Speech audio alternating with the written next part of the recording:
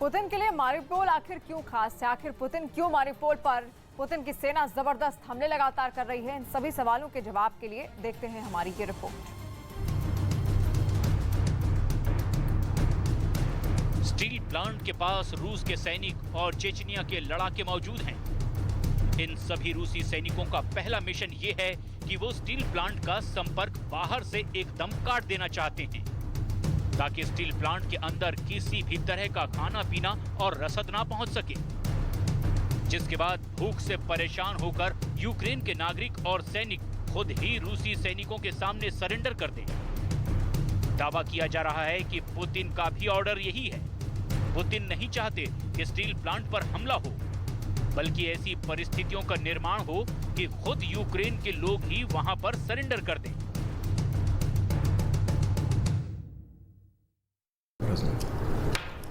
Приказываю отменить. Это тот случай, когда мы должны думать, то есть мы всегда должны думать, но в данном случае тем более о сохранении жизни.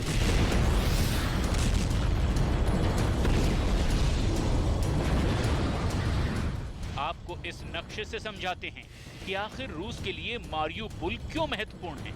ये रूस है, ये यूक्रेन और ये है क्राइमिया।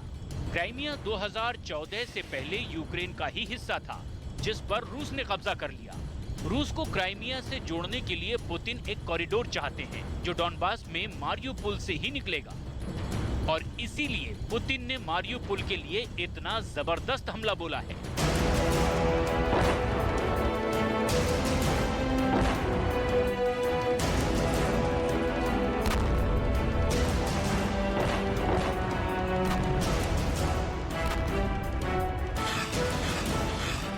यूक्रेन के मारिउपोल शहर को लेकर कई सैटेलाइट तस्वीरें जारी की गई हैं और ये दावा किया गया है कि इस शहर के अंदर 10,000 से ज्यादा लोगों को सामूहिक कब्रों में दफना दिया गया है।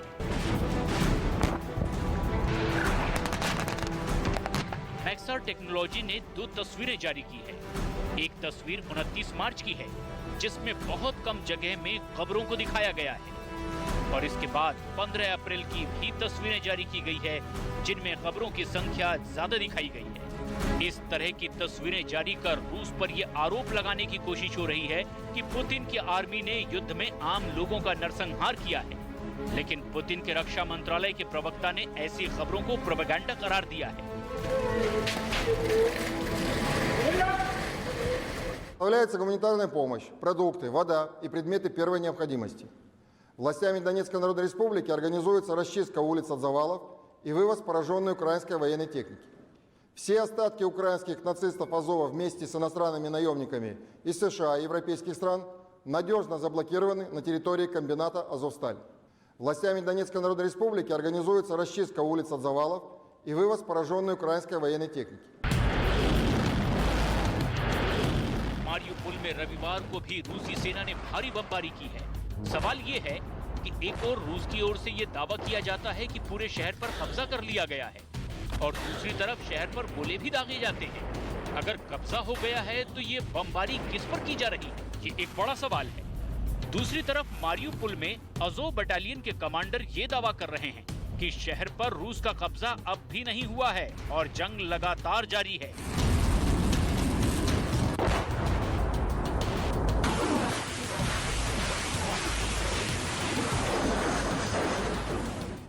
Они перекидывают это через Харьковскую область, и также какой-то процент перекидывают на сам Харьков.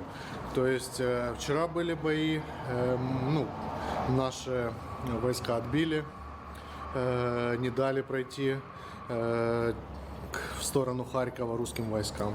А в принципе... रूस और यूक्रेन के बीच जारी इस भीषण जंग में सबसे बुरा हाल है अज़ोवस्टल स्टील प्लांट में मौजूद इन आम लोगों का, जिनको नहीं पता कि वो सूरज कब देखेंगे। Мирное небо. Мы хотим дышать свежим воздухом. Вы просто не представляете, что для нас сейчас значит покушать, выпить сладкого чая. Для нас это уже... इन लोगों की जिंदगी का अंधेरा अब तभी दूर होगा जब यूक्रेन में युद्ध खत्म होगा।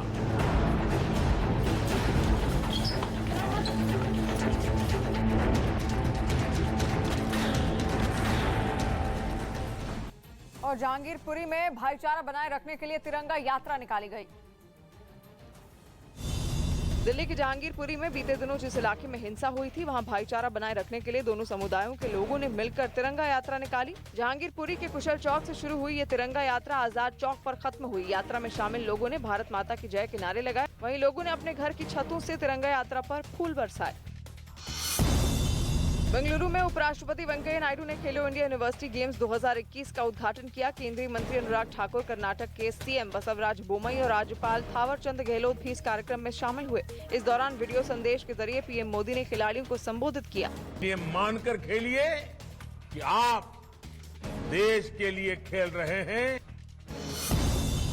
चेन्नई में बीच रेलवे स्टेशन पर एक लोकल ट्रेन पटरी से उतर गई। इस हादसे में कोई हताहत नहीं हुआ। हादसा उस समय हुआ जब खाली ट्रेन को यार्ड से प्लेटफॉर्म पर ले जाया जा रहा था। और रूस यूक्रेन महायुद्ध में पलड़ा किसका भारी है? 2 महीने के संग्राम में ये सवाल अब भी उलझा हुआ है, लेकिन जो सामने है वो ये कि सिर्फ यूक्रेन ही तबाह और बर्बाद नहीं हो रहा है, रूस भी मुश्किल में फंसता जा रहा है।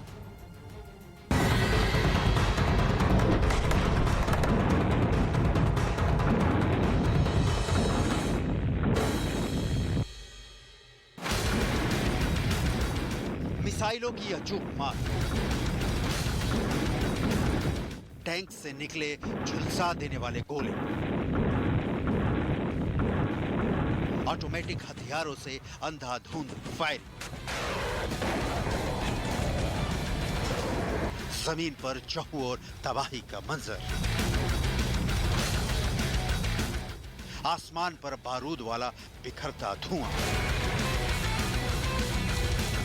जंग में बर्बाद सिर्फ हमले वाली जमीन नहीं होती, उसका भी सिर्फ नुकसान ही होता है जो जंग को जायज मानकर गोले दागता है। Number 1 Leonid Suleiman, number 2 Alexander Tuliakov, number 3 Vladislav Avaev, number 4 Sergei Protsenya, number 5 Mikhail Watford.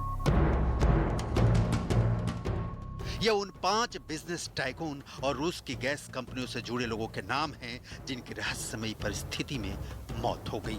इन लोगों की मौत के कारण अलग अलग बताए गए, लेकिन इन सब का रिश्ता आखिरकार उस नेचुरल गैस से है जो पूरे यूरोप के घरों को रोशन करता है, कपकपा देने वाली ठंड में भोजन देता है। कहते हैं कि महायुद्ध यूक्रेन की नेटो से दोस्ती से ज्यादा नेचुरल गैस वाले हित के लिए लड़ा जा रहा है। 24 फरवरी को युद्ध की शुरुआत के बाद और उसके ठीक बाद इन 5 रूस के रसूखदार लोगों की मौत ने बहुत बड़े सवाल खड़े कर दिए हैं। पुतिन के युद्ध के फैसले का ये भी एक अंजाम है। और महाराष्ट्र में खुदाई करने वाली मशीन की मदद से एटीएम की चोरी कर ली गई। महाराष्ट्र के सांगली में खुदाई करने वाली मशीन की मदद से एटीएम की चोरी कर ली गई। ये पूरी घटना वहां लगे सीसीटीवी कैमरे में रिकॉर्ड हो गई, जिसमें कुछ बदमाश खुदाई करने वाली मशीन से एटीएम को उखाड़ते हुए दिखाई दिए। नोएडा में पुलिस ने मुठभेड़ के बाद एक इनामी बदमाश को गिरफ्तार कर लिया। मुठभेड़ के दौरान पैर में गोली लगने के बाद बदमाश घायल हो गया। पकड़े गए बदमाश पर 25,000 का इनाम था। एशियाई कुश्ती चैंपियनशिप के आखिरी दिन 86 किलोग्राम भार वर्ग में पहलवान दीपक पुनिया ने सिल्वर मेडल जीता, जबकि 92 किलोग्राम भार वर्ग में पहलवान विकी को कांस्य पदक से संतोष करना पड़ा। और रूस युद्ध मैदान में अपने कर्नल जनरल को भी खो रहा है और अपनी गैस इंडस्ट्री के दिग्गजों को भी। रूस में इस वक्त बिजनेस टाइकून की मौत की मिस्ट्री चर्चा में है।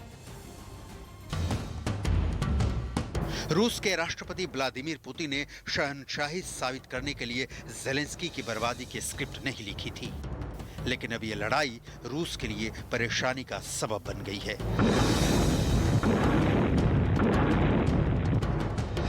इसलिए नहीं कि रूस के सैनिकों के हताहतों की संख्या ने पुतिन को हताश किया है, ये इसलिए भी नहीं कि ज़ेलेंस्की की अब तक की युद्ध नीति ने रूसी सैनिकों को परेशान कर रखा है। वो इसलिए कि इस जंग में पुतिन अब तक बहुत कुछ खो चुके हैं। उन लोगों को खो रहे हैं जो रूस की अर्थव्यवस्था की रीढ़ है, जिनके चलते ब्रिटेन और जर्मनी जैसे देश नेटो में होते हुए भी यूक्रेन के साथ जंग नहीं लड़ पा रहे।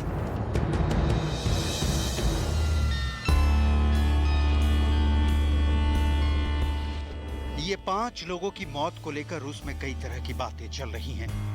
60 साल के Leonid Suleiman Gazprom gas company में बड़े पद पर थे। उनकी जब लाश मिली तो वो खून से लथपथ थे, लेकिन ये मौत मिस्ट्री बन गई, कातिल का पता नहीं चला। इसी तरह अलेक्जेंडर तुलियाकोव को उनकी प्रेमिका ने मृत पाया। जिस दिन यूक्रेन पर हमला हुआ उसके ठीक एक दिन बाद पता चला कि अलेक्जेंडर को मौत के पहले बुरी तरह पीटा गया था। व्लादिस्लाव अवावेव के साथ भी ऐसा ही हुआ। Vice president of Gazprom bank अपने पेंट हाउस में मृत मिले। यही नहीं, पत्नी एलेना और 13 साल की बच्ची मारिया भी मरी मिली। सर्गेई प्रोतोसेनिया तो स्पेन में फांसी के फंदे पर झूलते मिले। बिजनेस टाइकून मिखाइल वाटफोर्ड का शव सरे के वर्जीनिया वाटर स्थित वेंटवर्थ स्टेट के गैराज में एक माली को मिला। इन लोगों ने खुदकुशी की या इनका मर्डर कर दिया गया? अगर मर्डर हुआ तो किसने किया और क्यों किया? अगर खुदकुशी थी तो इसके पीछे की वजह क्या है?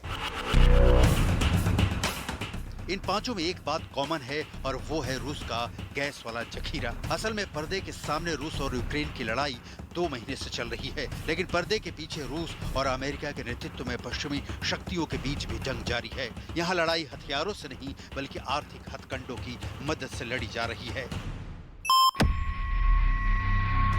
रूस के पास दुनिया में सबसे ज्यादा नेचुरल गैस का भंडार है। दूसरे नंबर पर ईरान और तीसरे नंबर पर कतर हैं। रूस की सरकारी कंपनी गैज़प्रोम से जो कमाई होती है वो रूस के सालाना बजट का 40% होती है।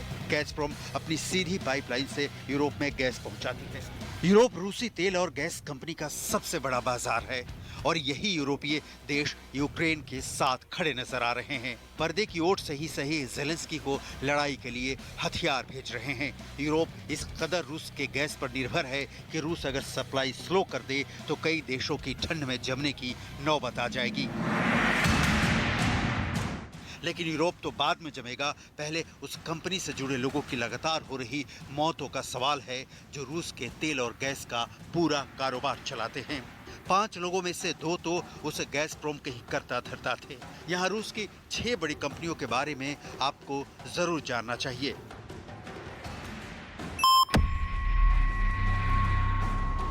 गैज़प्रोम ये रूस की सबसे बड़ी नेचुरल एनर्जी वाली कंपनी है जिसका रेवेन्यू 117.4 बिलियन डॉलर है और जिसका नेट इनकम है 25.7 बिलियन डॉलर। दूसरे नंबर की कंपनी है रोजनेफ्ट। 111.1 बिलियन डॉलर की रेवेन्यू वाली इस कंपनी का नेट इनकम है सालाना 12 बिलियन डॉलर। नंबर 3 कंपनी का नाम है लुकवायल। 106.4 बिलियन डॉलर की रेवेन्यू और नेट इनकम 7.7 बिलियन डॉलर। रूस की चौथी सबसे बड़ी कंपनी का नाम है गैज़प्रोम नेफ्ट। 40.6 बिलियन का रेवेन्यू और net income 6.8 billion dollar. Surgutneftegas का रेवेन्यू है 19.1 बिलियन डॉलर और नेट इनकम है 6.1 बिलियन डॉलर। नोवाटेक का रेवेन्यू है 15.7 बिलियन डॉलर और नेट इनकम है 5.9 बिलियन डॉलर। रूस की ये कंपनियां तेल और नेचुरल गैस के तौर पर मुल्क के खजाने को भरती हैं, लेकिन अब इन्हीं कंपनियों को लेकर कई तरह के सवाल खड़े हो रहे हैं जिसके मूल रूप से 2 कारण गिनाए जा रहे हैं। पहला, पुतिन इन कंपनियों के कर्ता धर्ता बदलना चाहते हैं। दूसरा, ये आरोप लग रहे हैं कि पुतिन अपने इनर सर्किल में बदलाव चाहते हैं। हालांकि रूस के बिजनेस टाइकून की मौत से इसका कोई डायरेक्ट कनेक्शन नहीं निकलता, लेकिन कुछ लोग ये भी बातें कर रहे हैं कि रूस की बड़ी हस्तियों की संदिग्ध मौत एक सोची समझी साजिश के तहत हो रही है और ऐसा हो ही नहीं सकता कि इसकी जानकारी पुतिन को नहीं हो। लिहाजा इन लोगों की मौत की मुकम्मल जांच होनी चाहिए, लेकिन फिलहाल तो ये शायद ही संभव हो क्योंकि पुतिन का दिल और दिमाग यूक्रेन में ज़ेलेंस्की पर टिका है। और बड़ी खबर